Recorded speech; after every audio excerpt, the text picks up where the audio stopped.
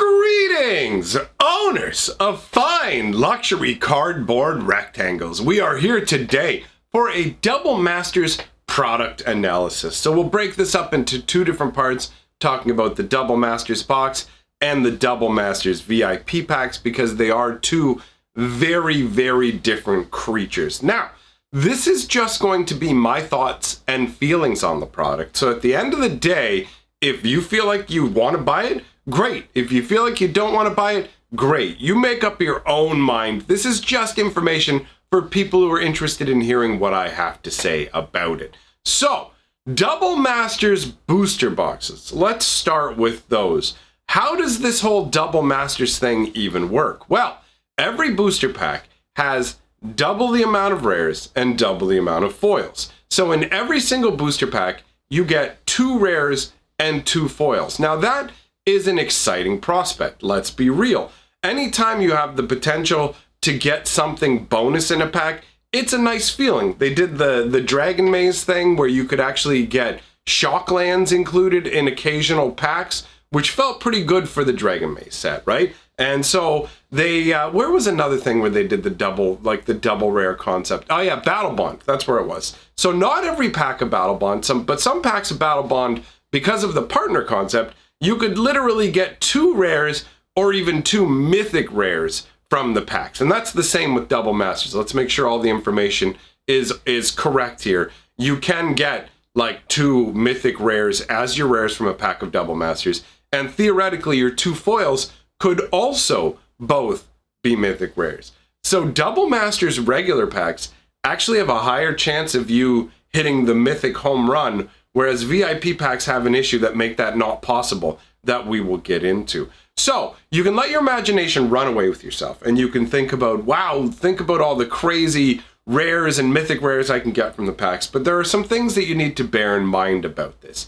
Yes, the packs do have double rares. They do have double foils. However, the price tag that accompanies this is also very hefty. They call it Double Masters, but at least where I am, the price is more than Triple Masters. So to give you an example of the price breakdown, here where I am in Canada, specifically in my part of the world, regular booster packs are $5.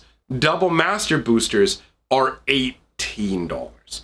So that's more than 3.5 times the price that you're paying. So yes, you are getting 2 rares and 2 foils per pack, but you're paying a very heavy price tag for that. Now, there is no way to buy single masters where you could just go, I'm going to buy, like, there's no exact comparison where you can buy like a regular version of this set where you only get 1 rare mythic per pack and have a chance of getting a foil every 3 packs. So you can't do a full-on direct comparison and go, well, I could just buy 3 booster boxes, because the booster boxes that are available at the regular price are booster boxes of non-reprint sets. By that I mean, you know, your Theros, you have Ikoria, whatever, like the Zendikar Rising that's coming up. Those are your regular sets. So you could buy 3 boxes of those for the same price as a box of Double Masters. But a Double Masters is a reprint set, which has its upsides and its downsides. The upside is that it gives you the opportunity to acquire older cards that may be harder to come by, and in some cases will actually be worth money on the secondary market, which, you know, the value that people can get out of packs is definitely a big factor for a considerable part of the Magic population. Not everybody cares about the prices of the cards coming out of the packs, but a good majority do. I know this very well. If you find people who have newly gotten into Magic, usually they'll explain some amazing pack that they've cracked, and they'll mention the dollar value of the cards they've acquired. So the dollar value does come into play.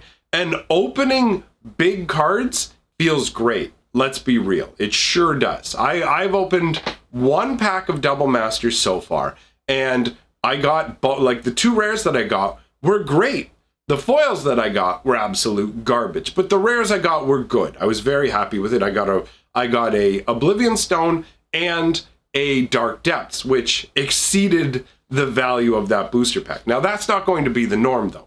That's me just getting lucky with that pack. And it's a good feeling. Opening a pack with multiple rares and multiple foils feels nice. But what you have to bear in mind is that track printing is still very much a thing in Magic the Gathering, and that will be demonstrable when we talk about the VIP pack specifically. But if you're not familiar with track printing, it is a double-edged blade, right? So it's a situation where it both helps us and hinders us. Now, public information on this hasn't been available for a while. The last time we had mapped out information and concrete specifics on the breakdown of booster boxes was actually during the Return to Ravnica block.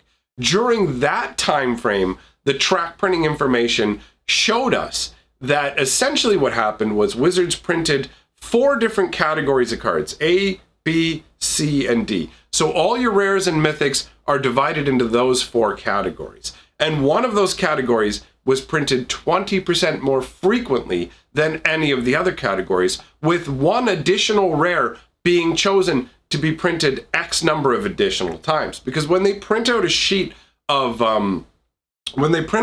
Magic cards, the sets that they make don't always evenly take up a full sheet, so they'll have extra space on the sheet and they'll fill that with particular cards. So we have a scenario where track printing is used on the side of good to make sure that you never get a box with no mythic rares. Because if it was truly random when you open the packs, you would have a chance of getting a box where you'd literally get no mythic rares whatsoever, and you could get a box with a bunch of mythic rares. So Wizards of the Coast uses an algorithm to determine how these are printed and how they're collated into boxes to ensure that you get at least a minimum amount of mythics. So that's the good part of this track printing. The downside is, as I just mentioned, they will use this to increase the printing of certain cards, and they don't obviously pick the high value cards in these cases, right? They intentionally focus on low value cards. So in your mind, when you're opening something, you think, I have an equal chance of getting any mythic rare. I have an equal chance of getting any rare.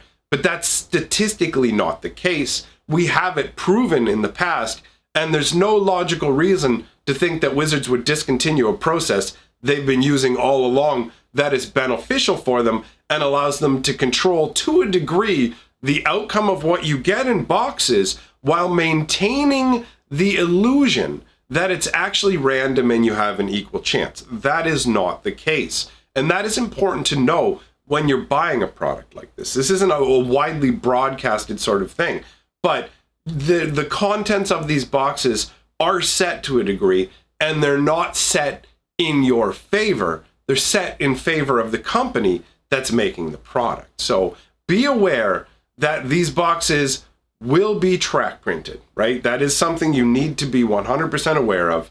That is a part of the way they do things. And it really comes into play with the VIP packs. So the Double Masters overall, it feels great to open the rares and the foils and get 2 of each, but bear in mind, there's nothing stopping them from track printing it to the point where you have a much higher incidence of the not good cards, the garbage cards, the rares, and the jank bag foil commons. I mean, just what the second Modern Master said, we know that a good portion of the sheets that they printed out of the foils for that were rusted relics. In fact, they accidentally screwed up the collation of some of those boxes, and they had people who every single pack, the foil was rusted relic.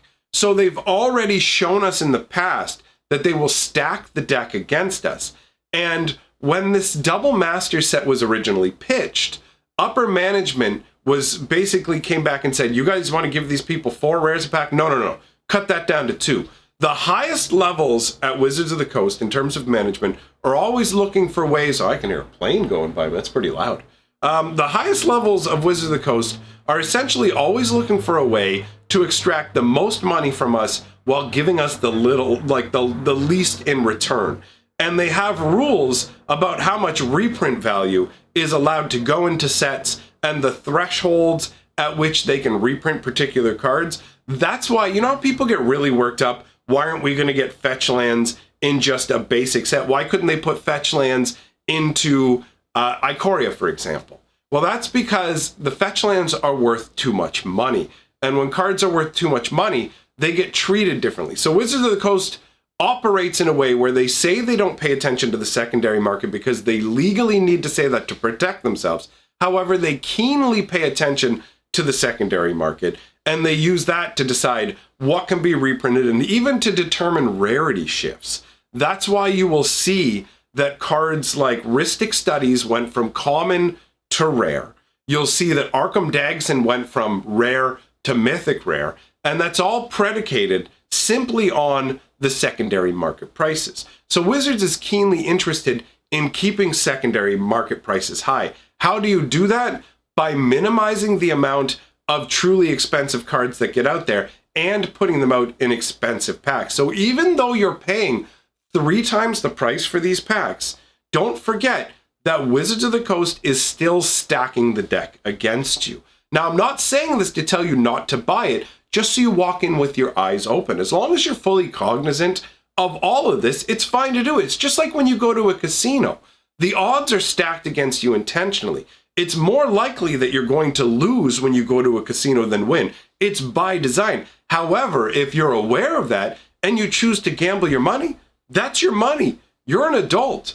Do what you want. I'm just bringing this up so you are aware. So with the Double Masters, when you buy a booster box, you do get a pack of 2 box toppers, and those 2 box toppers that's the biggest lottery part of the entirety of Double Masters. So that also needs to be accounted in there, right? It does add to the booster box, you know? So there, depending on how much you value it and how much you like playing like the lottery, I can see the Double Masters booster box being an acceptable product for people who have the additional resources to spend on it. And while I'm not a big fan of Wizards of the Coast making these overly expensive sets, I do understand the appeal of it. Bear in mind as well that Double Masters is downgraded, in my opinion, because they had originally intended to discontinue the Master sets. They rebranded Graveyard Masters as Ultimate Masters and then just said, so long, Master sets, we're shelving these because it's not a product people want.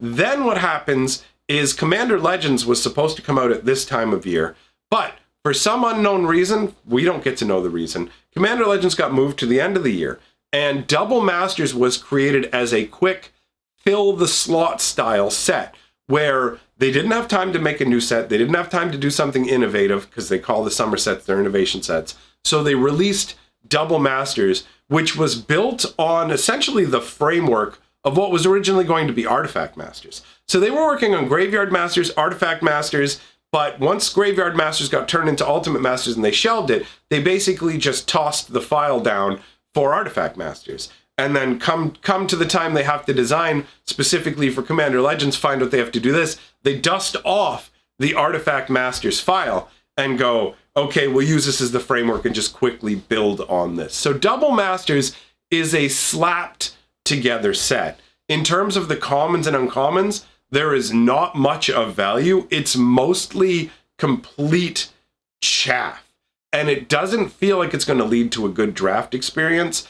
I witnessed a bit of a draft today, and I've read some posts online talking about how the draft experience was okay, but not at the price point that it was set at. So that's something to be like aware of as well. In all honesty, I lean towards no-ish on Double Masters booster boxes, okay? That's my feeling, is make your own decision. You got enough bang for it, sure. If I was rich, I might grab one. Do I think Wizards is really bringing you your money's worth with this product? No. And I don't say that from a perspective of Wizards has to give, like, I don't believe in the, I bought a $300 box, I have to get $300 more or of like value on the secondary market. That's not how this works, right? You can't just buy money with Magic. Sometimes you will get a booster box that is above average and is really good and is like the big lottery hit. But most of the time you are going to be lucky to even break even. But the point of like opening Magic is to get the cards and play with them and everything else. So for me, that's like that whole EV thing isn't something that I really factor in, you know what I mean? But it does feel, it feels like if this was a set that was being sold at $200 a box, I could get behind it. It's double the cost of a regular box, double the rares, double the foils with these big hits, but it's triple. So it puts me as a no-ish on the Double Masters box, okay? You make your own choice on that. Now, when it comes to the Double Masters VIP packs, I feel very differently about these, okay? I feel like they are an inferior product. So the Double Masters VIP packs are basically 33 cards in one booster, right? They put it in a box to make it seem bigger, but really it's just a 33 card booster. Now, it costs, for example, I'm going to use Canadian prices again. It costs anywhere from $150 to $170. That's more than a booster box, okay? Like a regular booster box, obviously not Double Masters. So you get 33 cards, roughly, I may have the numbers slightly off, but roughly 17 of those cards are foil commons and uncommons. And as I just mentioned, this set has a lot of garbage commons and uncommons. So you're not getting a lot of value out of those cards. And I know what I just said about opening a booster box isn't about getting value, but the Double Masters VIP packs feel like that's exactly the concept they're created for. Like a Double Masters booster box just feels like, hey, we're doing a premium booster box with box toppers. But a Double Masters VIP pack is a different creature. It's like here's a super premium, amazing, mega deluxe version. So you think mega deluxe cards, but then 17 of the cards are just foil commons and uncommons, where there's only a handful of commons and uncommons in the entire set that have any value whatsoever. Most of them are complete trash that nobody cares about. Like, nobody cares about. It kind of blows my mind that they left that stuff in there, for real. But you've got to add on to that the fact that there are 10 non-foil basic lands in this pack. 5 of them are unhinged lands, and unhinged lands are okay. Those aren't worthless, but just putting a bunch of these out there, and these being the second printing, automatically devalues those. The other 5 basic lands are Battle for Zendikar full art lands, which are, in terms of this, just as garbage and worthless as those commons and uncommon foils, right? So even if you're being generous and take 2 or 3 of those foils and go, hey, you know what? Those actually turned out to be good cards. You still have like 25 dead cards that are just worthless. Something like that. What did I say? 10 lands, like, yeah, about 15-ish of the foils. So that's 25 out of 33 cards that are just bleh. So you've got mythic rares. You've got mythic rares, and your foil full art lands to be your saving grace. Now, the foil full art lands could be unhinged, which is actually where that's one of your lottery ticket cards. That's the second tier of lottery ticket card in here. If you get the Battle for Zendikar foils, you just took it hard, right? You did not get a good deal, and you've lost a ton of value. If you get a foil unhinged land, then that is a chunk of change. That will go some way towards reestablishing some of the money you spent on these boxes. But the real like lottery ticket, because make no mistake, these things are just giant lottery tickets. The real lottery ticket area is in the box toppers, because the box toppers that they have in the VIP boxes are the only way to get these like foil special box toppers. That's it. You can't get these from anything other than a VIP pack, which makes them exclusive to those and drives the price of some of those box toppers up because of the scarcity of them, right? So that's where you can hit your big value. One of the things is they've been track printed. So while the advertisement said you could get 2 mythic rares in those slots, you can't. At best, you can get a rare and a mythic rare, and you can easily just end up getting 2 rares. And on top of that, these rares, some of them are actually commons from Double Masters that they've just put an alternate art on and arbitrarily stamped a rare symbol on. So you're very much at the mercy of the secondary market for this kind of stuff. And right now, whenever a set comes out, prices tend to tank. Will there be any kind of rebound? I don't know. But VIP packs are so dicey and so expensive that I was no-ish on the Double Masters box. I am a very, very, very firm no on the VIP pack. But here's the crazy thing. Right over here, I have a VIP pack So this is going to sound contradictory, but this is actually going to help illustrate how iffy I am on this product, okay? This was a gift, all right? A very nice fan of the channel who's also not a big bragger, so I won't mention his name, but you know who you are, buddy. He basically like sent the store that I go to $200 in store credit, okay? Now, the store wasn't originally going to get this in, but he wanted me to have one, so he was hoping the store would get one in. They weren't going to get one in, and then all of a sudden, out of nowhere, found out they're bringing in a set of 4. Do I want one? So I said, yes, I'll take one. But then I like thought about it, I looked over everything, agonized so much over it that I literally contacted the store and said, you know what, man, I'd like to take a step back. I don't actually want to get this. And then I agonized and thought about it more and decided, okay, I'm going to get this, but simply because the person who provided the store credit wants me to have this product. Like, I genuinely don't know what kind of video to make opening this product because it's so, I feel like as soon as I open this, the money that guy put into it is just going to evaporate.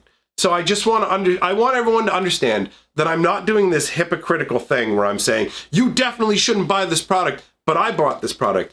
I literally, like, essentially got this, was able to buy this with someone else's money. And it felt so uncomfortable and wrong that it felt irresponsible to do so. But at the end of the day, I knew that's what he would want. So we have it. I've spoken with him. He's happy about it. We're all good. But I just didn't want there to be confusion after this video comes out. And then you see me doing an opening and being like, bro, you said you were like 100% no on this product.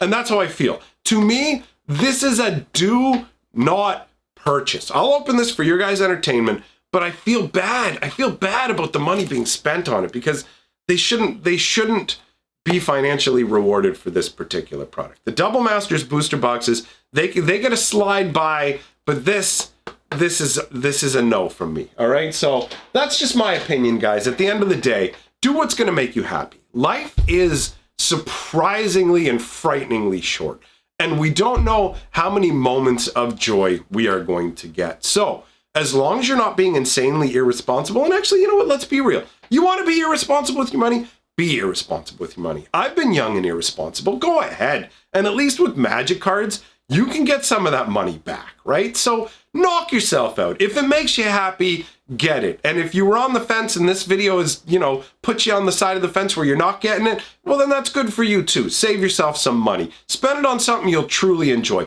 Don't buy a product you're going to regret at the end of the day. If you're going to love it, love it. If you're not going to, don't buy it. You can pick up singles on the secondary market. Like, do it your way, all right? I don't know if this was helpful or if this was just me yammering, but either way, we're going to celebrate my lovely lady's birthday tonight in a live stream. You're welcome to come on by. There is an awesome lore video that is going to drop on my lore channel tomorrow. 31.5 minutes of lore goodness, all right? And actually, there's some people already watching it with early access. So check out my other channel, Fantasy Geographic. Thanks for coming by, everybody. Share your thoughts in the comments. Like, comment, subscribe if you enjoy what I'm doing. And you know what? If you don't like what I'm doing, feel free to tell me that too. Knock yourself out, all right? So I will see all of you, I guess it'll be Monday, because Sunday I spend over on my Fantasy Geographic channel. So see you over there tomorrow, my friends. For now, goodbye.